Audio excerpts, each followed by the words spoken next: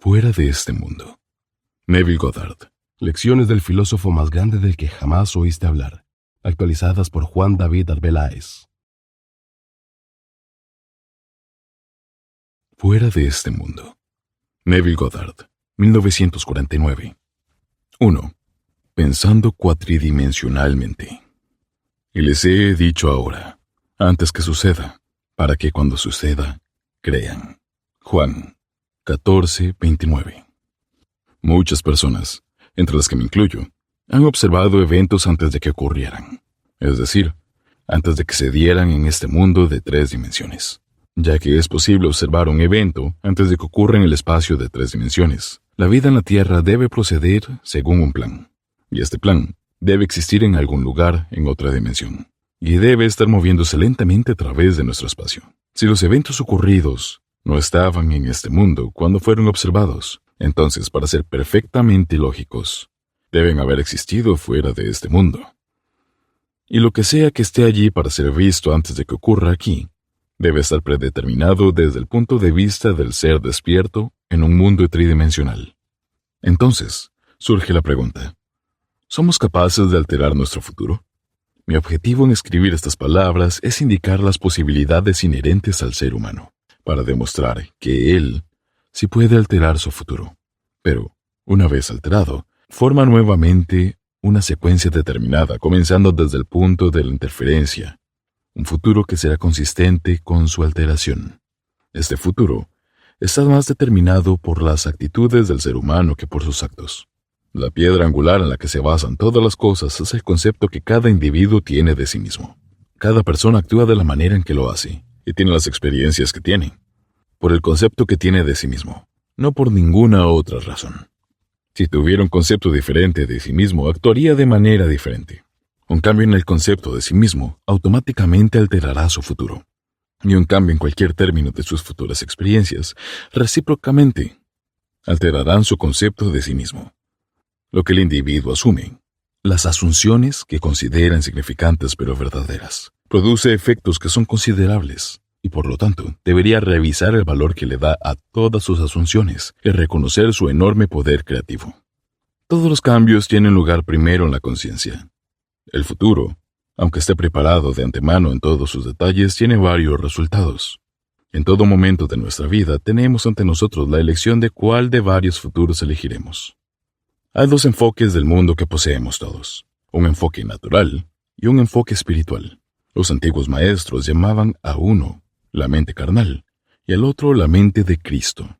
Podemos diferenciarlos con la conciencia despierta común, gobernada por nuestros sentidos, y una imaginación controlada, gobernada por el deseo. Estos 2 distintos centros de pensamiento se aprecian en esta declaración de las Escrituras. Pero el hombre natural no acepta las cosas del Espíritu de Dios, porque para él son necedad, y no las puede entender, porque se disciernen espiritualmente. Corintios 2:14. La visión natural confina la realidad al momento llamado ahora, para la visión natural. El pasado y el futuro son solamente imaginarios. La visión espiritual, en cambio, ve los contenidos del tiempo como uno solo. El pasado y el futuro son un todo presente para el punto de vista espiritual. Lo que es mental es objetivo para el ser natural, es concreto y objetivo para el ser espiritual. El apreciar solo lo que nuestros sentidos permiten nos deja completamente desconectados de lo que, de otra manera, podríamos sentir. Para cultivar la facultad de ver lo invisible, debemos desapegar deliberadamente nuestra mente de la evidencia de los sentidos y enfocar nuestra atención en un estado invisible, pero sintiéndolo y percibiéndolo mentalmente hasta que tenga todas las características de la realidad en nuestra imaginación. El pensamiento serio y concentrado, enfocado en una dirección en particular, se aleja de otras sensaciones y las hace desaparecer. Solo debemos concentrarnos en el estado deseado para poder verlo. El hábito de cambiar el foco de nuestra atención del mundo físico y visible para concentrarla en lo invisible desarrolla nuestra perspectiva espiritual y nos permite viajar más allá del mundo de los sentidos para ver aquello que es invisible. Porque desde la creación del mundo, sus atributos invisibles, su eterno poder y divinidad se han visto con toda claridad. Romanos 1:20. Esta visión es completamente independiente de las facultades naturales.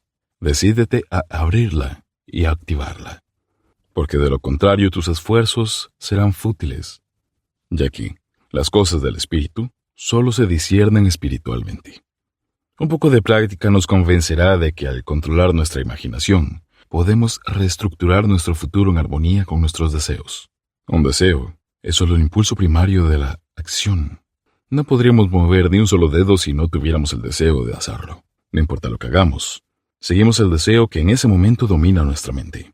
Cuando rompemos un hábito, nuestro deseo de romperlo es más grande que nuestro deseo de continuar con ese hábito. Los deseos que nos impulsan a la acción son aquellos que mantienen nuestra atención. Un deseo no es más grande que ser conscientes de algo que nos falta o que necesitamos para hacer nuestra vida más agradable. Los deseos siempre tienen alguna ganancia personal consigo. Cuanto más grande sea la ganancia anticipada, más intenso será el deseo. No hay ningún deseo absolutamente desinteresado.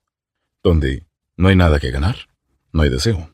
Y consecuentemente, no hay acción. El ser espiritual le habla al ser natural a través del lenguaje del deseo. La clave para progresar en la vida y para el cumplimiento de los sueños está en la obediencia inmediata a dicha voz. Obedecer esa voz, sin vacilar, es una asunción inmediata del deseo cumplido. Desear un estado es tenerlo. Como dijo el matemático Blaise Pascal, no me habrías buscado si no me hubieras encontrado ya. El individuo, al asumir el sentimiento de su deseo cumplido y luego vivirlo actuando de acuerdo con esa convicción, altera el futuro en armonía con su asunción. Las asunciones despiertan lo que afirman. Tan pronto como un individuo asume el sentimiento de su deseo cumplido, su ser cuatridimensional encontrará los caminos para el logro de ese final y descubrirá métodos y oportunidades para su realización. No conozco ninguna definición más clara de los medios por el que realizamos nuestros deseos que el experimentar en la imaginación lo que experimentaríamos en la carne si cumpliéramos nuestro objetivo. Esa experiencia del final proporcionará los medios. Con su perspectiva más grande, el ser cuatridimensional construye los medios necesarios para realizar el final aceptado. A la mente racional puede parecerle muy difícil el asumir un estado que es negado por los sentidos. Aquí hay una técnica que facilita decretar los eventos antes de que ocurran, para llamar a las cosas que no existen como si existieran. Romanos 4:17. La gente tiene la costumbre de menospreciar la importancia de las cosas simples, pero esta sencilla fórmula para cambiar el futuro fue descubierta después de años de búsqueda y experimentación. El primer paso para cambiar el futuro es el deseo, es decir, debes definir tu objetivo. Debes saber definitivamente lo que quieres. El segundo paso es construir un evento que crees que vas a encontrar tras el cumplimiento de tu deseo. Algo que contenga como antesala que el deseo ya se ha cumplido, una consecuencia de dicho cumplimiento. El tercer paso es inmovilizar el cuerpo físico e inducir una condición semejante al sueño. Recuéstate en una cama o relájate en una silla e imagina que tienes sueño. Luego, con los ojos cerrados y tu atención enfocada en la acción que pretendes experimentar en la imaginación, siente mentalmente que estás justo en medio de la acción propuesta, imaginando todo el tiempo que realmente estás realizando la acción aquí y ahora. Siempre debes participar en la acción imaginaria. No simplemente quedarte mirando como un tercero, sino que debes sentir que tú realmente estás haciendo la acción para que la sensación imaginaria sea real para ti. Es importante recordar que la acción propuesta debe ser una que siga el cumplimiento de tu deseo. Ser posterior al cumplimiento de este, y además, debes sentirte dentro de la escena con la acción visualizada en primera persona, hasta que tenga toda la viveza y la nitidez de la realidad. Por ejemplo, supongamos que deseas una promoción en la oficina. Ser felicitado sería un evento que encontrarías después del cumplimiento de tu deseo. Habiendo seleccionado esta acción como la que experimentarás en la imaginación, moviliza tu cuerpo físico e induce un estado de somnolencia, próximo al sueño, pero en el que todavía puedas controlar la dirección de tus pensamientos. Esto puedes lograrlo con relajación profunda, o justo en el momento antes de dormir. Un estado en el que estás atento sin esfuerzo. Ahora, imagina que un amigo está delante de ti. Pon tu mano imaginaria en la suya. Primero siéntela como sólida y real. Luego mantén una conversación imaginaria con él, en armonía con la acción. No te visualices a distancia, en un punto en el espacio, ni a la distancia, en un punto en el tiempo, siendo felicitado por tu buena fortuna. En cambio, haz que ese lugar sea aquí y que el futuro sea ahora. El evento futuro es una realidad ahora en un mundo dimensionalmente más grande. Y aunque parezca increíble, ahora, ese mundo dimensionalmente más grande es equivalente aquí, en el espacio tridimensional común de la vida diaria. La diferencia entre sentirse en la acción aquí y ahora y visualizarte en acción como si estuvieras en una pantalla cinematográfica es la diferencia entre el éxito y el fracaso. Se apreciará la diferencia si ahora te visualizas subiendo una escalera. Luego, con los ojos cerrados, imagina que hay una escalera justo frente a ti y siente que realmente la estás subiendo paso a paso. El deseo, la inmovilidad física bordeando el sueño y la acción imaginaria en la que predomina el sentimiento del yo, aquí y ahora, no son solo factores importantes para alterar el futuro, sino que son condiciones esenciales para proyectar conscientemente nuestro ser espiritual. Si cuando el cuerpo físico está inmovilizado, nos apoderamos de la idea de hacer algo e imaginamos que lo estamos haciendo aquí y ahora y mantenemos esa acción imaginaria con sentimiento hasta que nos quedamos dormidos, es probable que despertemos fuera del cuerpo físico para encontrarnos en un mundo dimensionalmente más grande, con un foco dimensionalmente superior, y realmente haciendo lo que deseábamos e imaginábamos que estábamos haciendo en la carne. Pero ya sea que despertamos allí o no, en realidad estamos haciendo la acción en el mundo cuadridimensional y lo volveremos a representar en el futuro. Desde aquí, en el mundo tridimensional, la experiencia me ha enseñado a restringir la acción imaginaria, a condensar la idea que será un objeto de nuestra meditación en un solo acto y a recrearlo una y otra vez hasta que tenga la sensación de realidad. De lo contrario, la atención divagará en una vía asociativa y se presentarán a nuestra conciencia una multitud de imágenes asociadas. En unos pocos segundos nos llevará a cientos de kilómetros de nuestro objetivo, en un punto en el espacio, y quizás a años luz de distancia en el tiempo. Si decidimos subir cierto tramo en una escalera en particular, porque ese sería el evento más probable que siguiera a la realización de nuestro deseo, entonces debemos limitar la acción de subir solo ese tramo concreto en la escalera. Si nuestra atención divaga, debemos traerla de nuevo a su tarea, de subir ese tramo en la escalera, y continuar haciéndola hasta que la acción imaginaria tenga toda la solidez y nitidez de la realidad. La idea debe mantenerse en el campo de la atención sin ningún tipo de esfuerzo sensorial de nuestra parte. Con el mínimo de esfuerzo debemos impregnar la mente con el sentimiento del deseo cumplido. El adormecimiento facilita el cambio, porque favorece la atención sin esfuerzo, pero no debe ser llevado a la etapa del sueño, en la que no podemos controlar nuestra atención, sino alcanzar un grado moderado de somnolencia, en el que todavía somos capaces de dirigir nuestros pensamientos. La manera más efectiva de encarnar un deseo es asumir el sentimiento del deseo cumplido, y luego, en un estado relajado y somnoliento, repetir una y otra vez, como una canción de cuna, cualquier frase corta que implique el cumplimiento de nuestro deseo, como por ejemplo, gracias, como si nos dirigiéramos a un poder superior por haberlo hecho con nosotros. Sin embargo, si buscamos una proyección consciente a un mundo dimensionalmente más grande, entonces debemos mantener la acción en marcha hasta que nos quedemos dormidos.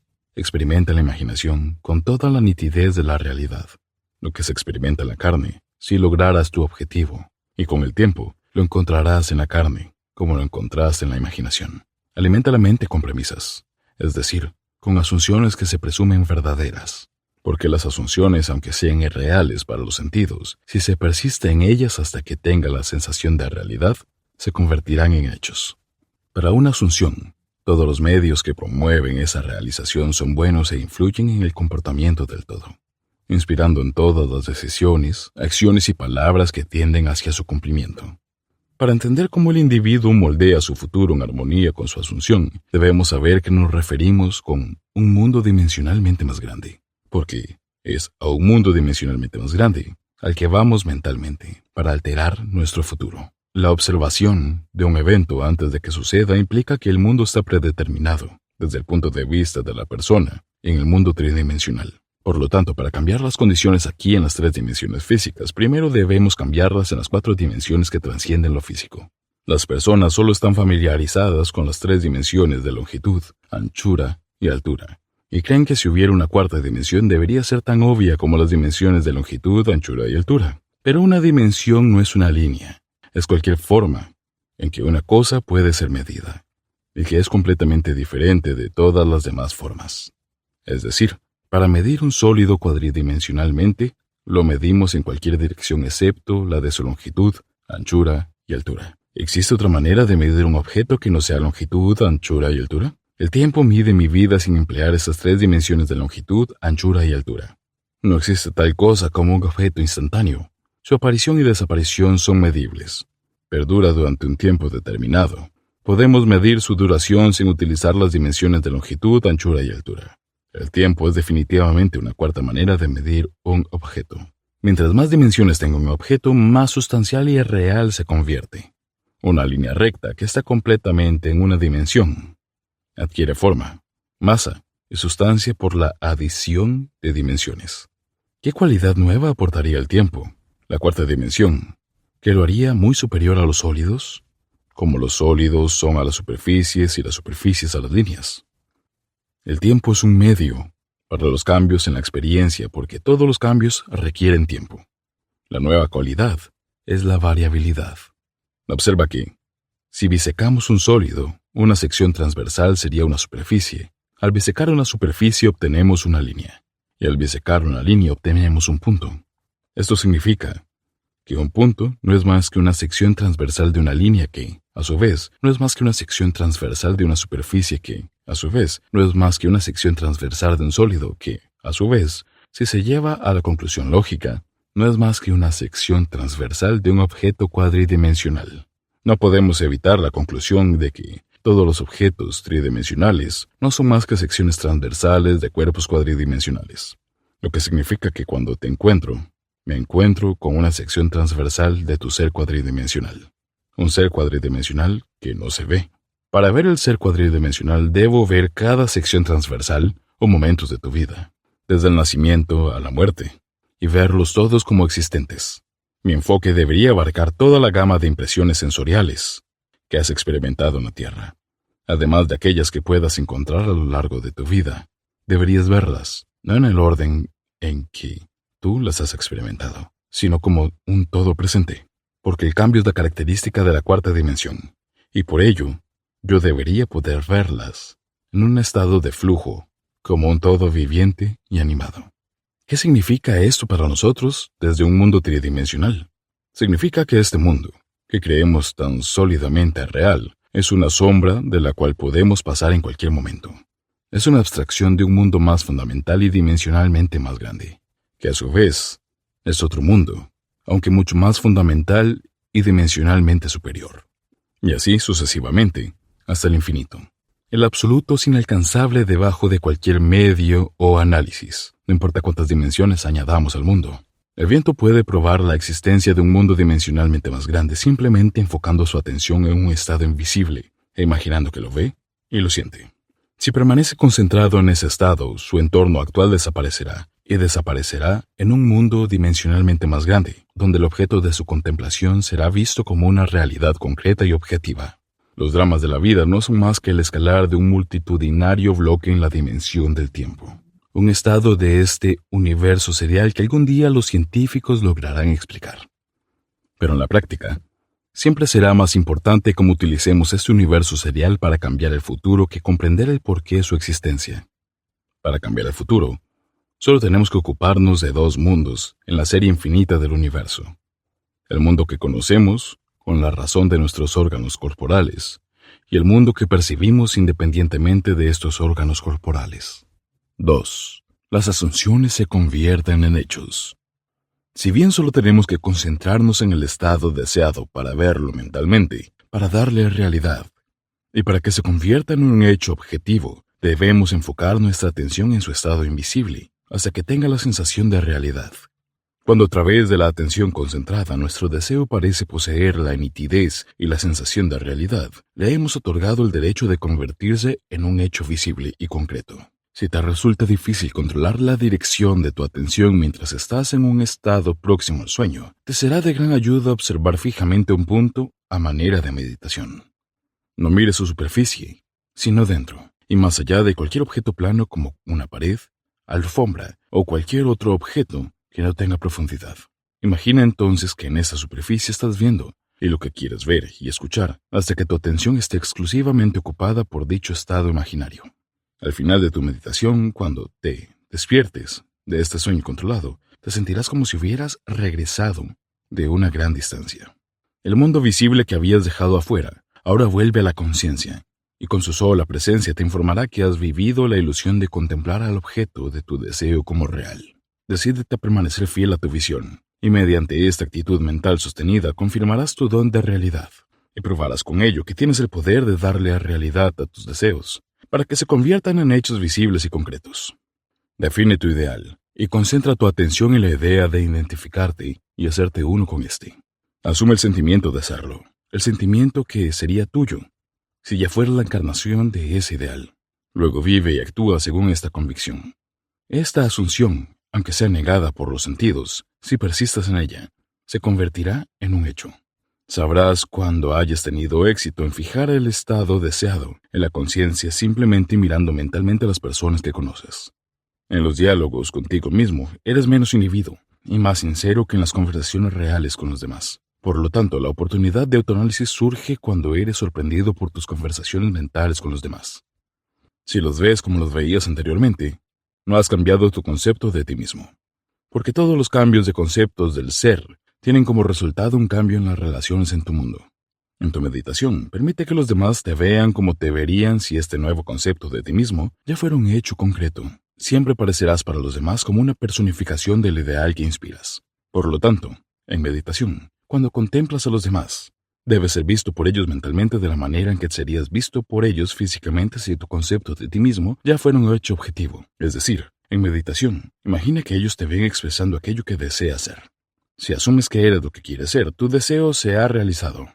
Y como está realizado, entonces se neutraliza todo anhelo. No puedes seguir deseando lo que ya has realizado.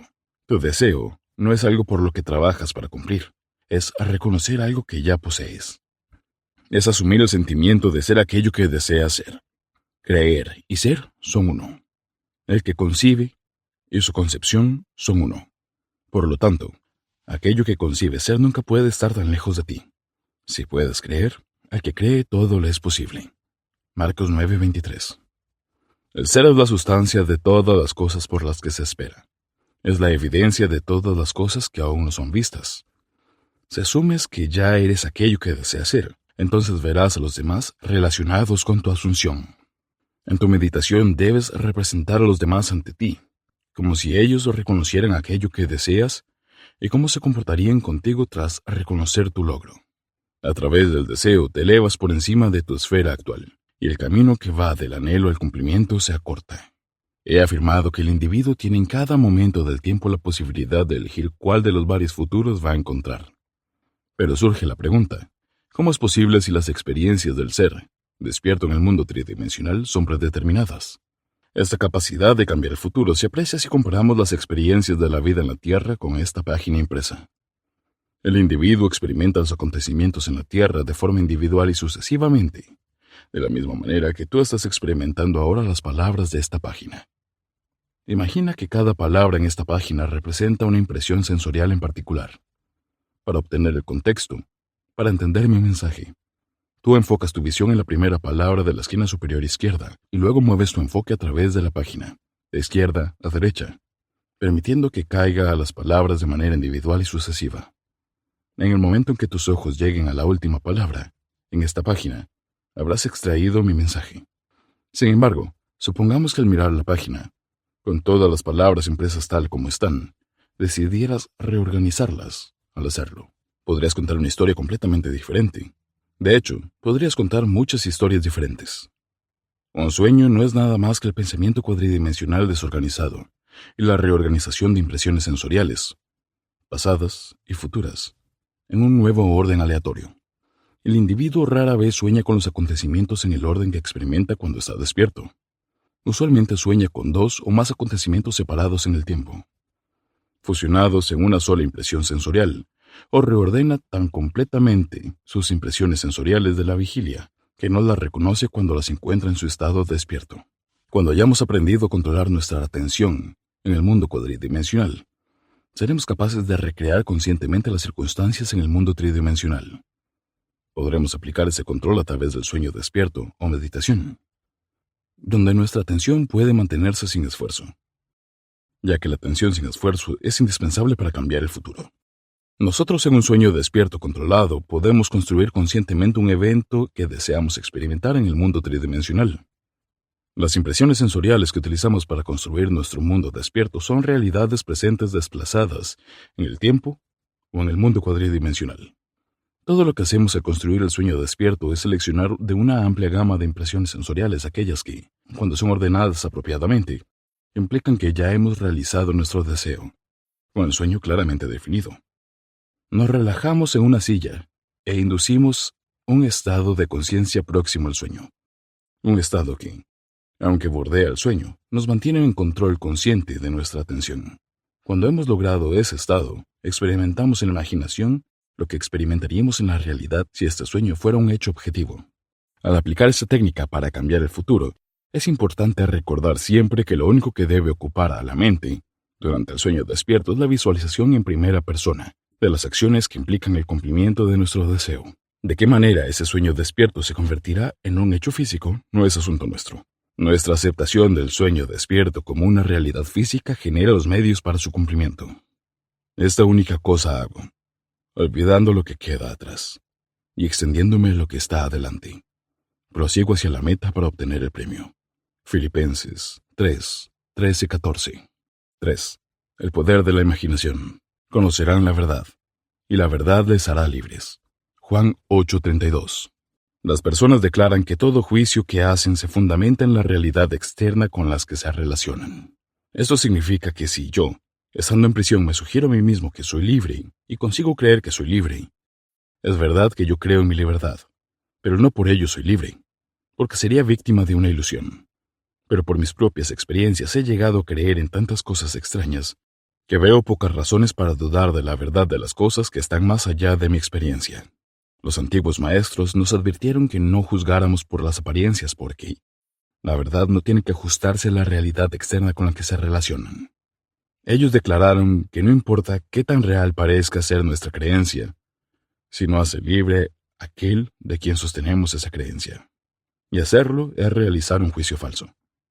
Pero creo en verdad que, como hombres y extensiones de Dios, nosotros estamos llamados a negar la evidencia de nuestros sentidos e imaginar como verdadero de nuestro prójimo aquello que lo hace libre. Conocerán la verdad, y la verdad les hará libres. Para conocer la verdad de nuestro prójimo debemos asumir que ya es lo que deseamos que sea.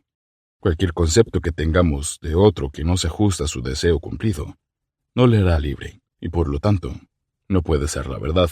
En lugar de aprender mi oficio en las escuelas en donde asistir a cursos y seminarios, se considera un sustituto de los conocimientos adquiridos por uno mismo. Mi formación estuvo dedicada casi exclusivamente al poder de la imaginación. Me sentaba durante horas imaginando ser otro ser diferente del que mi razón y mis sentidos dictaban como cierto, hasta que mis estados imaginarios eran tan vívidos como la realidad, tan vívidos que todas las personas a mi alrededor se convertían en parte de mi imaginación, y actuaban como yo quería que lo hicieran.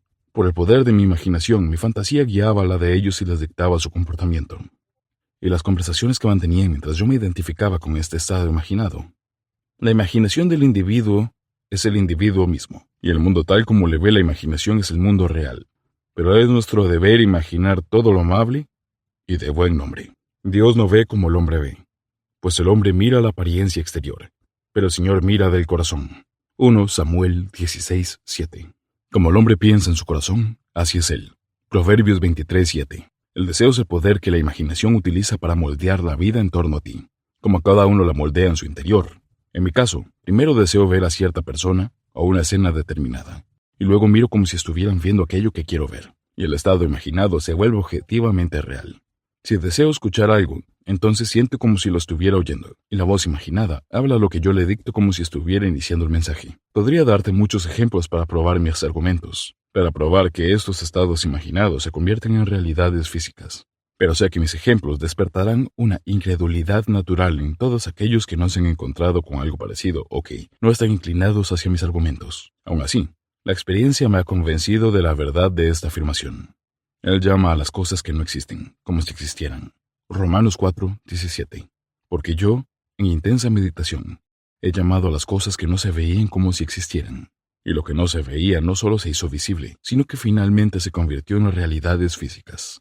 Por este método, primero deseando y luego imaginando en dónde experimentamos aquello que deseamos experimentar, podemos moldear el futuro en armonía con nuestro deseo. Pero sigamos el consejo del profeta y pensemos solo en aquello que es amable y de buen nombre. Porque la imaginación nos espera indiferentemente y con tanta rapidez, cuando nuestra naturaleza es mala como cuando es buena. De nosotros brota el bien y el mal, sea lo que sea que imagines, bueno o malo para ti. Esto no será juzgado por el universo, y éste te lo manifestará. Yo he puesto delante de ti hoy la vida y el bien, la muerte y el mal. Deuteronomio 35. El deseo y la imaginación son la varita mágica de los cuentos y atraen hacia sí sus propias afinidades. Se manifiestan mejor cuando la mente está en un estado próximo al sueño. He escrito con cierto cuidado y detalle el método que utilizo para entrar al mundo dimensionalmente más grande, pero compartiré una fórmula más para abrir la puerta a dicho plano dimensionalmente superior. En un sueño, en una visión nocturna, cuando un sueño profundo cae sobre los hombres, mientras dormiten en sus lechos, entonces, Él abre el oído de los hombres y sella su instrucción. Job 33, 15-16.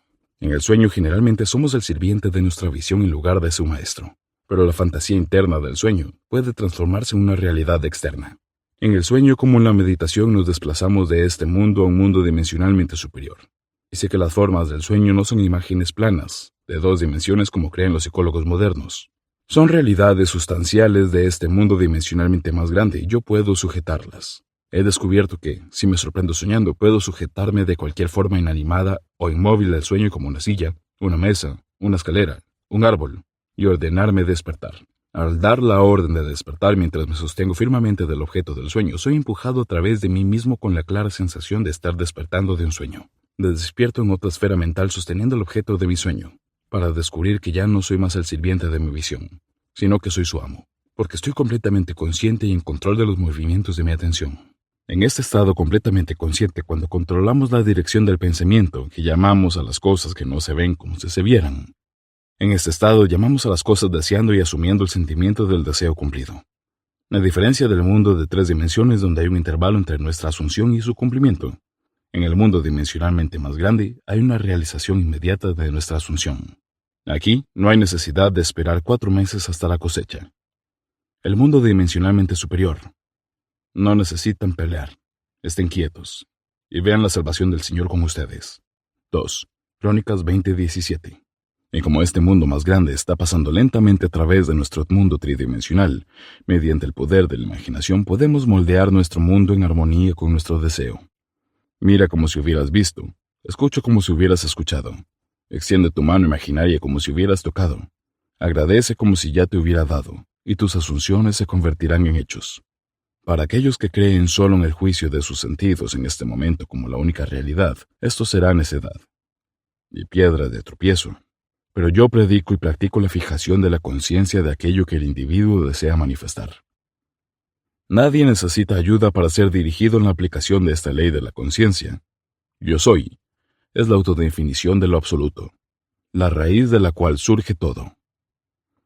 ¿Cuál es tu respuesta a la pregunta ¿quién soy yo? Tu respuesta determinará el papel que representas en el drama del mundo. Dicha respuesta, es decir, tu concepto de ti mismo, no tiene por qué ajustarse a la realidad externa de aquellos que te relacionas. Esta gran verdad es revelada en la declaración. Que el débil diga yo soy fuerte. Joel 3:10. Recuerda todas esas buenas resoluciones que has acumulado tras tus celebraciones de Año Nuevo. Estuviste emocionado con realizarlas y luego las dejaste atrás. ¿Por qué? Porque las viste como una batalla y con ello terminaron cortadas de raíz. En cambio, asume que ya no eres aquello que deseas ser. Experimenta en la imaginación aquello que experimentas en la carne si ya fueras aquello que deseas ser. Permanece fiel a tu asunción, para que te definas como aquello que has asumido. Las personas no tienen vida si son cortadas de sus raíces, y nuestra conciencia, nuestro yo soy, es la raíz de todo lo que brota en nuestro mundo. Si no creen que yo soy Él, morirán en sus pecados. Juan 8:24. Eso significa que yo no creo que soy lo que deseo ver. Entonces permanezco como soy y muero en mi actual concepto de mí mismo. No hay poder fuera de la conciencia del individuo para resucitar y dar vida a aquello que él desea experimentar. Aquel que por virtud del poder de su imaginación está acostumbrado a llamar a voluntad, Cualquier imagen que desee será el amo de su destino. Yo soy la resurrección y la vida. El que cree en mí, aunque muera, vivirá. Juan 11:25. 4. Nadie a quien cambiar, más que a uno mismo. Y yo por ellos me santifico, para que ellos también sean santificados en la verdad. Juan 17:19. Mi propósito ahora es volver a contar y enfatizar una experiencia más impresa por mí hace 2 años.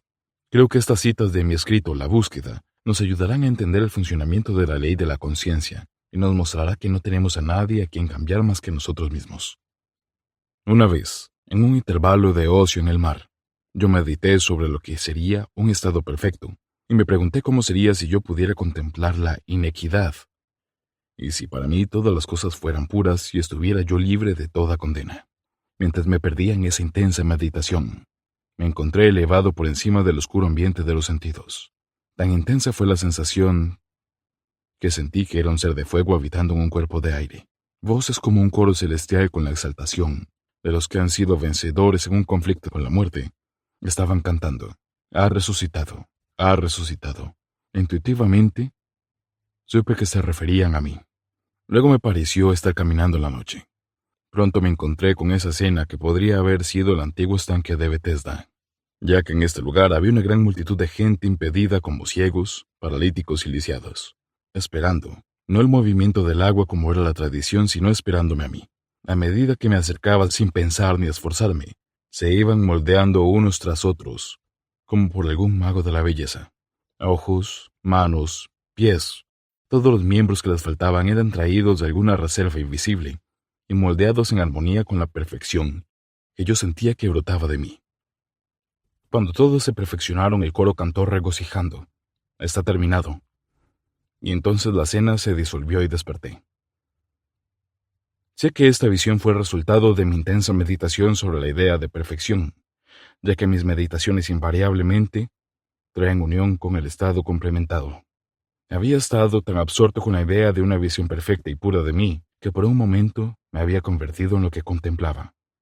Y el elevado propósito con el que me había identificado en ese momento atrajo la compañía de las cosas elevadas y moldeó mi visión en armonía con mi naturaleza interna. El ideal por el cual estamos unidos trabaja por asociación de ideas para despertar miles de estados de ánimo y crear un drama acorde con la idea central.